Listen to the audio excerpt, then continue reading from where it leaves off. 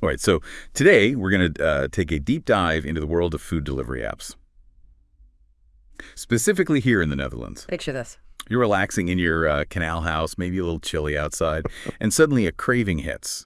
You're thinking bitterballen, those delicious little Dutch meatballs. But who wants to actually bundle up and head out into the cold? I know I wouldn't.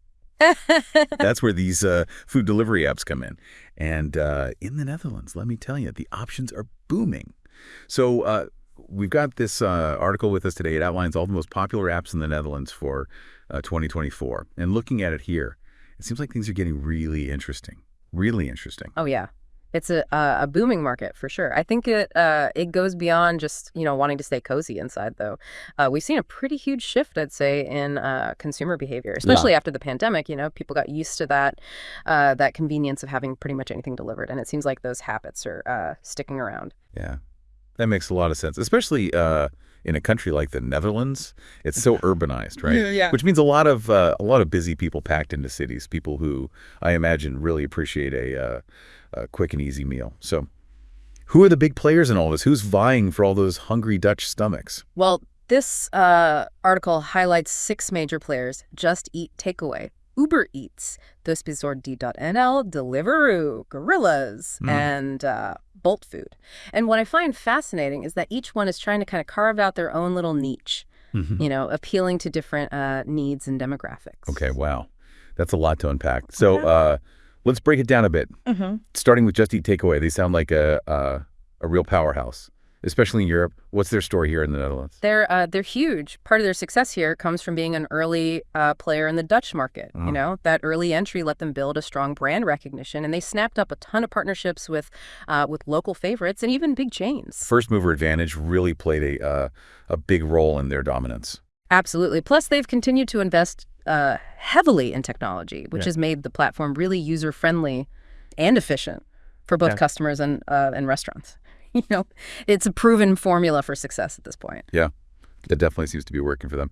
Then there's Uber Eats, a name everyone recognizes at this point. What's their approach to the Dutch food delivery game? Well, Uber Eats is definitely leveraging its global brand recognition, and they focus heavily on those urban areas. Think Amsterdam, Rotterdam, The Hague, those busy city centers where people are used to things moving fast. Their main selling point is speed and efficiency, getting those meals delivered as quickly as possible. So if you're craving, I don't know, some late night fries. Yeah. In a big city, Uber Eats is probably a top contender. Most likely, yeah. Plus, they have a massive selection of restaurants. They cater to, a wide range of tastes and budgets. Okay. Now, Thuisbezorgd.nl is a name I'm not as familiar with. What's their angle? So this is where it gets interesting. Thuisbezorgd.nl is actually owned by Just Eat Takeaway, but it operates as a distinct brand. It's kind of like the local favorite. They have a really deep understanding of Dutch food culture and a broader reach. They even venture into those smaller towns where some of the other apps might not be as prevalent. Oh, interesting. So they're tapping into that local pride, the sense of community. So exactly. If you're in a smaller Dutch town and you're craving a traditional stamp pot, which is like a hearty mashed potato dish with sausage, Thuisbezorgd.nl might be your best bet. They've built a lot of trust with both consumers and restaurants, making them a reliable option across the country. Okay, I see. All right, next up we have Deliveroo. What makes them stand out in this crowded market? Deliveroo has positioned themselves as the premium option, I'd say. They emphasize those fast delivery times, but their real focus is on high-quality food and a more upscale dining experience. They're particularly popular in urban areas, with those foodies, the people who are willing to spend a bit more for a restaurant quality meal delivered right to their door. Right. And I've heard about their Deliveroo editions. What are those exactly? Oh, yeah. So Deliveroo editions are essentially delivery-only kitchens. They partner with restaurants to create these what are sometimes called ghost kitchens. These kitchens are solely focused on preparing food for delivery. It's a way for restaurants to expand their reach, without the costs of a traditional brick-and-mortar location. So they're catering to both the desire for high-quality food and the rise of these delivery-only dining options, like having your cake and eating it too, but from the comfort of your own home. Exactly. It's a clever adaptation to the changing restaurant landscape, for sure. It really is. Okay, 2 more to go. Tell me about Gorillas. What's their game? So this is where things get even more interesting. Gorillas actually started as a grocery delivery service, but they've recently branched out into restaurant delivery. Oh, wow. So are they trying to be like a one-stop shop for everything? In a way, yeah. But their main selling point, their real hook, is speed. They promise deliveries in minutes, not just fast. Unbelievably fast. Minutes? Seriously, how do they even manage that? They operate within much smaller delivery radiuses to make those ultra-fast deliveries possible. It's all about instant gratification and tapping into that need for speed we all seem to have these days. But it does raise some questions about the long-term sustainability of this model. Can they really maintain that speed as they grow, as they expand into new areas? It's something to watch for sure. Yeah. It's a bold move, but I can see the appeal for those last-minute cravings. Okay, last but not least, we have Bolt Food. What sets them apart from the competition? Bolt Food's strategy is pretty straightforward. It focuses on competitive pricing. They're gaining a lot of ground, especially in smaller cities where they're filling a gap left by some of those bigger players. They offer a good selection of restaurants, but their real draw is affordability. So if you're on a budget or you live in a smaller city, Bolt Food might be the way to go. Exactly. They're strategically targeting areas where they can, provide consumers with more choice and lower prices. Okay, so we've got these 6 major players, each with their own strengths and target audience. It's already a crowded market, and it sounds like things are getting even more competitive. Oh, yeah. Definitely. And with new trends emerging all the time, like the rise of Q-commerce, the Dutch food delivery scene is evolving at a rapid pace. Q-commerce, that's a new one. What is that exactly? Q-commerce stands for quick commerce. It's all about ultra-fast delivery, usually within 10 to 30 minutes. It's pushing beyond what even Gorillas is offering, and it's forcing restaurants to completely rethink their operations. So we're not just talking about a quick bike ride across town anymore. This sounds like it could be a real game changer. It definitely has the potential to disrupt the entire industry. Imagine having to completely re-engineer your menu and your kitchen processes to accommodate those lightning-fast delivery times. It's a big challenge for restaurants to grapple with. All right, so we've got this Q-commerce revolution brewing on top of an already competitive landscape. Yeah. What does this mean for the average consumer or the restaurant owner trying to navigate this complex world? We'll have to dive deeper into that later. Yeah, it really is. It's a fascinating paradox, isn't it? Consumers want, they crave convenience and speed. But for restaurants, adapting to these new demands can be a real headache. It's like this high-stakes balancing act. So let's dive into the nitty-gritty here. What makes these apps so user-friendly? I mean, most people can order food without a hitch. But what's going on behind the scenes? Well, a lot of it comes down to intuitive design. Yeah. And powerful technology. These apps have invested heavily in creating interfaces that are, visually appealing and easy to navigate. Think about it. You can browse menus, filter by cuisine, search for specific dishes. You can even, customize your order, all with a few taps on your screen. It's true. I never really thought about it that way, but those little features, they really make a huge difference. And then there's the whole the payment process. Yeah. It's become so seamless. Yeah. Compared to, years of fumbling for cash. Exactly. Most apps offer a variety of payment options these days, from, credit cards to mobile payment systems like Apple Pay and Google Pay. It's all about reducing friction, really, and making the experience as smooth as possible. Yeah. And let's not forget the magic of real-time tracking. I love being able to see exactly where my food is and when it's going to arrive. It's like a tiny GPS for your dinner. It's a game changer, for sure. Not only does it satisfy our need for instant gratification, but it also adds a layer of transparency that builds trust between the consumer, the restaurant, and the app itself. Right. Okay. So the user experience is pretty dialed in, but let's switch gears a bit and talk about the restaurants. What are some of the the biggest benefits they get from being listed on these platforms? One of the most obvious benefits is increased visibility. Yeah. And reach, Think about it. By listing on these platforms, restaurants instantly tap into a much larger customer base. It's like having a virtual storefront. That's open 247, attracting customers who might never have found them otherwise. So it's not just about convenience for consumers. It's also a lifeline for some restaurants. Trying to stay afloat in such a competitive market. Yeah. Exactly. Especially in the post-pandemic world, where a lot of people are still, hesitant to dine in. Having a strong online presence is crucial for survival. Right. But being on these platforms isn't free. Yeah. Right. We talked about commission fees earlier, but what other costs do restaurants have to consider? Well, commission fees are definitely a major factor, and they can vary quite a bit between platforms.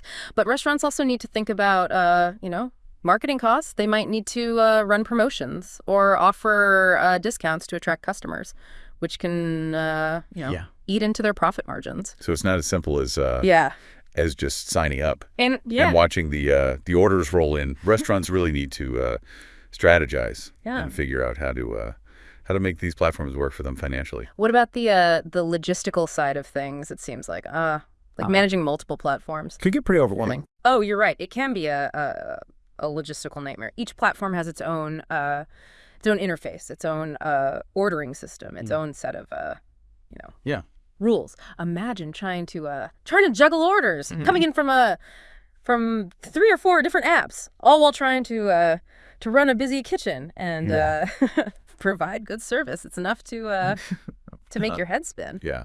So are there any tools or solutions that can help restaurants manage this chaos? Fortunately, yes. There are things like point-of-sale systems or POS systems that can integrate with multiple delivery platforms, streamlining the order process. And there are order aggregators that pull orders from different platforms into a single dashboard, so it's easier to track everything in one place. That sounds like a lifesaver for busy restaurant owners. But even with those tools, there's still the issue of quality control, right? When you're handing your food off to a third-party delivery driver, you're putting a lot of trust in someone you might not even know. That's a valid concern. Restaurants have to think carefully about things like packaging, presentation, and even the types of dishes they offer for delivery. You want the food to travel well, arrive at the customer's door, looking appetizing, and still taste delicious after being transported across. Yeah, it's like a whole new set of challenges compared to traditional dine-in service. But what about the customer's perspective? What are some of the downsides they might encounter with these apps? One challenge is finding healthy and affordable options. You could get caught up in the convenience and the variety offered by these apps. But it's important to make conscious choices. Are you ordering greasy fast food every night, or are you opting for more balanced, nutritious meals? And how is all this delivery impacting your budget? These are things that the consumers need to be should be aware of. It's easy to get carried away by the convenience and the novelty of it all. But just because you can order anything you want with a few taps on your phone doesn't mean you should. Exactly. It's about finding that balance between convenience and mindful consumption. Right. And let's not forget the inevitable hiccups. That can happen, right? The orders get messed up. Deliveries are late. Food arrives cold. It's bound to happen again. Absolutely. And when those things happen, it can be really frustrating for customers. It's important to remember that most platforms have customer support systems in place to help resolve those issues. Don't be afraid to reach out and get help if you need it. And leaving reviews, whether positive or negative, can provide valuable feedback to both the platform and the restaurant. Good point. Okay, so we've covered the benefits, the challenges, the user experience, the behind-the-scenes logistics. But let's not forget the most important part: the food itself. What are some of the culinary trends shaping the food delivery sector? The cuisine itself is no. It's always a popular choice, of course. People love those classic dishes like bitterballen, those savory little meatballs and Breifels. those thin, crispy waffles with a caramel filling.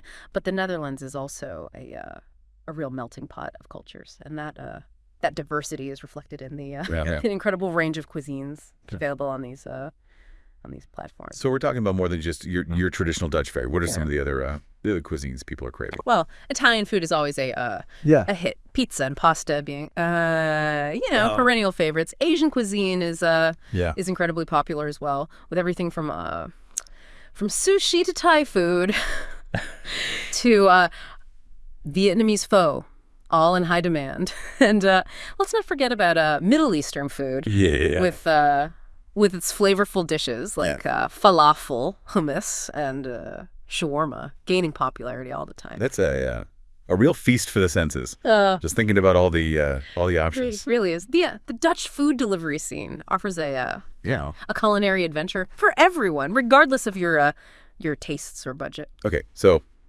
we've explored a lot of ground here, from the major players to the emerging trends, the benefits, the challenges. But I think there's one more crucial aspect we need to discuss: the future of food delivery in the Netherlands. Yes, peering into the crystal ball. What predictions do you have for the future of this dynamic industry? Well, with the rise of Q-commerce and this constant push for faster delivery times, I wonder if we'll see a future where it's like drones zipping across the canal, bring bitterballen right to our doorstep. It's not as far-fetched as it sounds. Drone delivery is already being tested in various parts of the world. It's only a matter of time before it becomes more mainstream. Imagine the implications for our cities, though. The noise, safety concerns, the potential for even faster delivery times. It's both exciting and a little bit daunting. Yeah, it raises a lot of questions, for sure. Would you be comfortable with a drone dropping off your dinner? How would it even navigate those narrow Dutch streets and canals? And what about the environmental impact? There's a lot to we consider. Absolutely. But beyond the technology itself, I think the bigger question is how will consumer expectations continue to shape the future of food delivery? Will people demand even faster deliveries? Will they be willing to pay a premium for it? And how will restaurants adapt to keep up with these ever-changing demands? It seems like we're moving towards a future where instant gratification is the norm. Yeah. At least when it comes to food. But is that sustainable in the long run, and at what cost? That's the million-dollar question. I think it's important to consider the human element in all this. What about the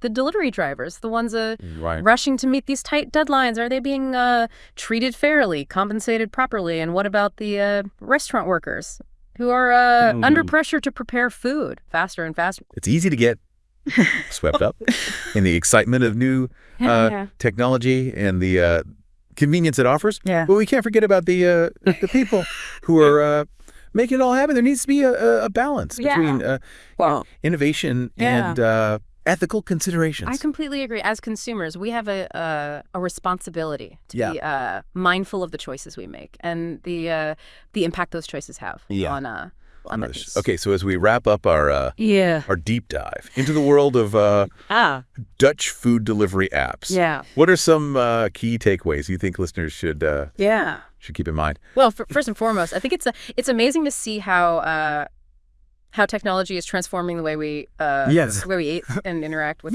restaurants. These apps offer incredible convenience and choice. Connecting consumers with a vast array of cuisines and experiences. But it's crucial to use them responsibly and be aware of both the benefits and the potential downsides. Yeah, it's like anything else. Technology is a tool, and it can be used for good or bad. It's up to us to use it wisely. Exactly. And I think it's also important to remember that the food delivery landscape is constantly evolving. What's popular today might be obsolete tomorrow. New platforms are emerging, trends are shifting, and consumer expectations are changing at a rapid pace. So staying informed and adaptable is key, both for consumers and for restaurants. Absolutely. And don't be afraid to experiment, try different platforms, explore different cuisines,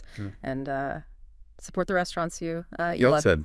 It's been a fascinating journey exploring the Dutch food delivery scene with you. From the titans of the... it's a pleasure. I'm already craving some poffertjes after all this talk about... Me too. But before we indulge, a quick reminder to our listeners to check out the show notes for links to the article we discussed. And as always, thanks for joining us on The Deep Dive. Until next time.